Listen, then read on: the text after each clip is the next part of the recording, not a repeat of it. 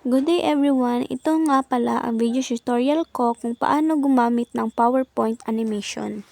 So, una ay pumunta ka lang sa PowerPoint, tapos i-click ito. Pumili ka ng background. Ayan, so pumili lang kayo ng background kung anong background gusto nyo. Pagkatapos, i-click ang title. At for example, maglagay ka ng Empowerment Technology. I-type mo lang dyan kung anong title. Pagkatapos, i-click ang Add Custom.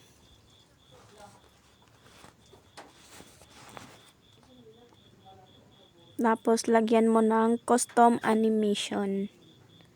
Yan. Ikaw na ang bahala kung gusto mong i-adjust yung letter. Gusto mo bang palakihin or sakto lang.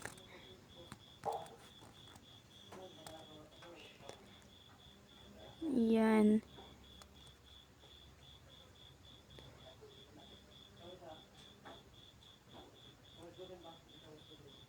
Tapos, pumunta tayo sa animation. I-click lang ito.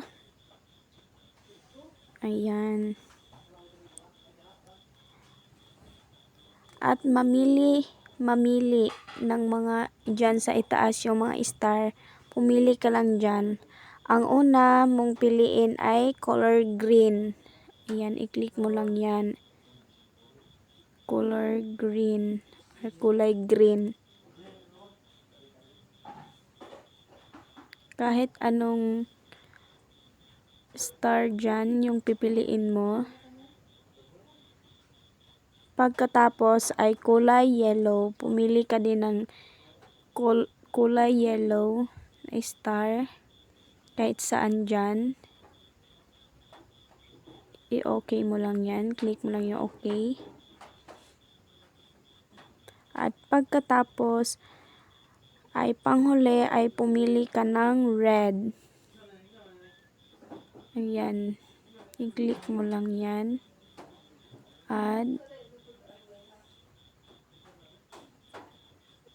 Ayan.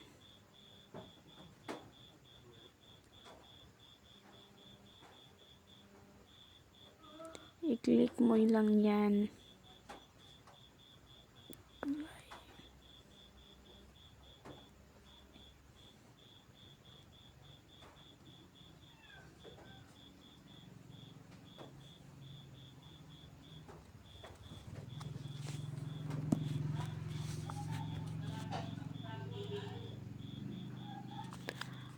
Ayan na. At pagkatapos ay i-click ang insert at mag-add ng ikadalawang slide.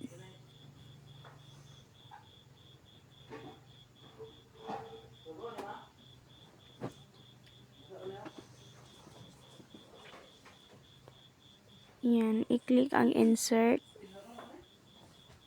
at mag-add ng ikadalawang slide. Yan. Pumili ka lang dyan.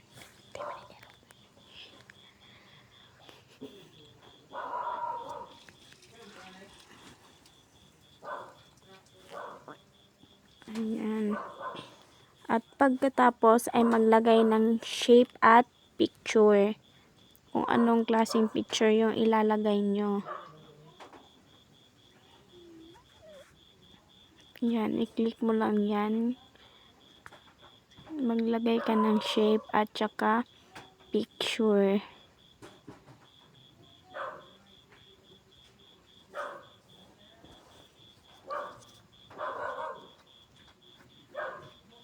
Yun yung ikadalawang slide.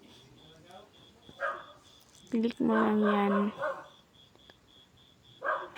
Maglagay ka ng shape and picture. Iyan. Tapos, click to add picture. Yan, maglagay ka din ng picture. Kahit anong klaseng picture. Ang pinili ko ay itong logo ng aming paaralan kung saan ako nag-aaral.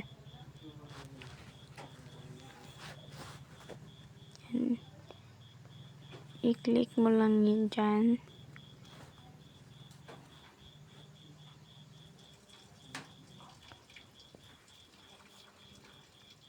Insert. Ayan.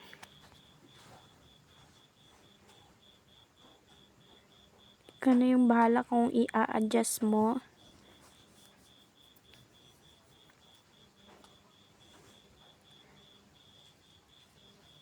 Yan, ilagay natin dyan.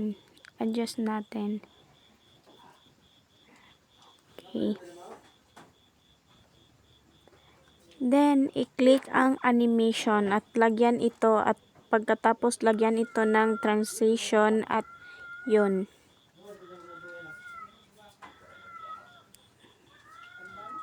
Maglagay ka ng animation.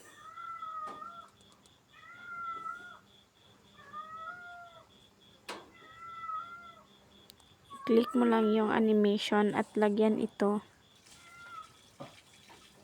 At pagkatapos, lagyan ito ng transition. Click mo lang yung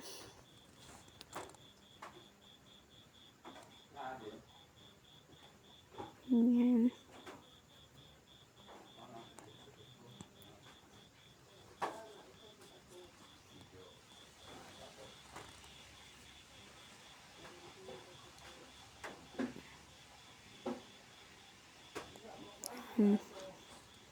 Yan, i-click mo lang yan.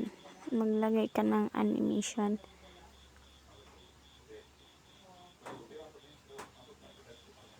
Ikaw na yung bahala kung gusto mong malaking arrow or something.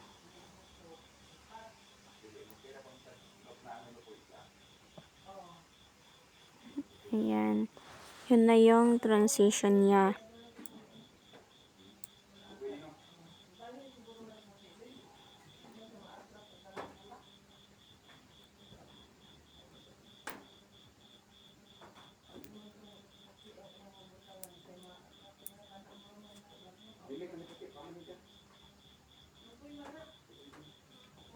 Ayan. So, adjust natin to.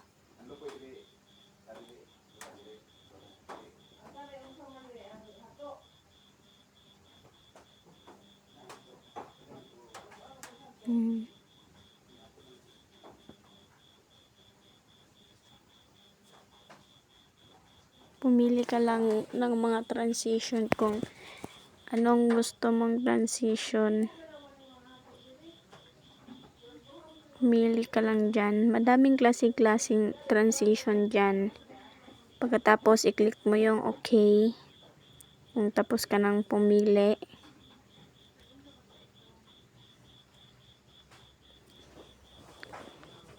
Yan.